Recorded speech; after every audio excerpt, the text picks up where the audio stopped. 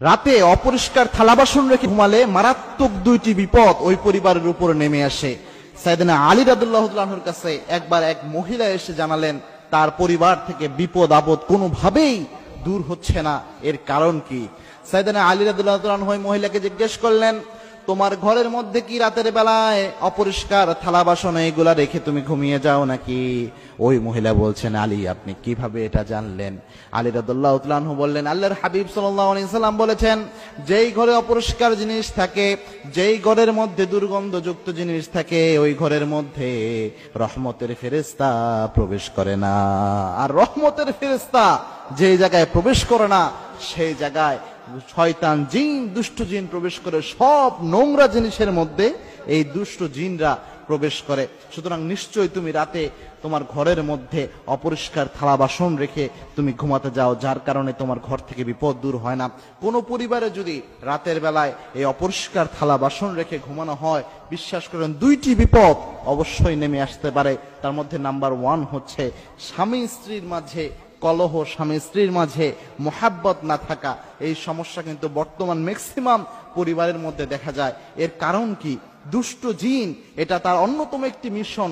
সে স্বামী স্ত্রীর মধ্যে একটা ভালো আন্ডারস্ট্যান্ডিং থাকুক, স্বামী স্ত্রীর মধ্যে একটা মোহাব্বতের রিলেশনশিপ থাকুক, এটা দুষ্ট জিন চায় না। এবং কি ইবলিস সমুদ্রের উপর তার আসন গাড়ে, সমুদ্রের উপর আসন গেড়ে কোন জিন কি অপরাধ সারাদিন করেছে, মানুষকে দিয়ে কি অপরাধ করিয়ে নিয়েছে, এই ডাটা কালেকশন করে। কোন দুষ্ট জিন, কোন ইবলিস এসে বলে আজকে আমি অমুক মানুষকে দিয়ে হত্যা করিয়েছি, কেউ বলে অমুক মানুষকে দিয়ে জেনা করিয়েছি, আবার কেউ বলে অমুক মানুষকে দিয়ে আমি এই অপরাধ করিয়েছি। এরপর যে জিন এসে বলতে পারে আমি স্বামী এবং স্ত্রীর মধ্যে তাদের সম্পর্ক নষ্ট করে দিয়েছি, তালাক পর্যন্ত দিয়ে দিয়েছি, এরকম কথা যে জিন বলতে পারে, ইবলিস তখন ওই জিনকে পুরস্কৃত করে। বুখারীতে এই হাদিসটা এসেছে। আল্লাহর হাবিব সাল্লাল্লাহু আলাইহি ওয়াসাল্লাম জানিয়েছেন, ইবলিস সবচেয়ে বেশি খুশি হয় কোন স্বামী এবং স্ত্রীর মাঝে যদি তালাক হয়ে যায়। সুতরাং স্বামী স্ত্রীর মাঝে এই সম্পর্ক নষ্ট করার ক্ষেত্রে ইবলিসের একটা মারাত্মক হাত থাকে।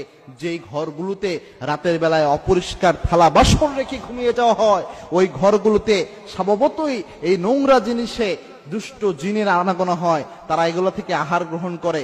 এবং কি এরকম অবস্থায় পেলে ওই ঘরে, ওই পরিবারে স্বামী এবং স্ত্রীর মধ্যে সম্পর্কের সমস্যা করার জন্য ইবলিসের একটা বড় ধরনের হাত থাকে। সুতরাং প্রিয় ভাইরা, এই জিনিসটা আপনারা খেয়াল করবেন। যদি পরিবারে স্বামী স্ত্রীর মহব্বত কম থাকে, এই জিনিসটা অবশ্যই খেয়াল রাখবেন। রাতের বেলায় ঘরে যেন কখনোই অপরিষ্কার জিনিস না থাকে, দুর্গন্ধজনক জিনিস না থাকে। 2 নাম্বার যে ক্ষতিটা পরিবারের উপর নেমে আসে, সেটা হচ্ছে ওই পরিবার থেকে বারাকা আল্লাহ রাব্বুল আলামিন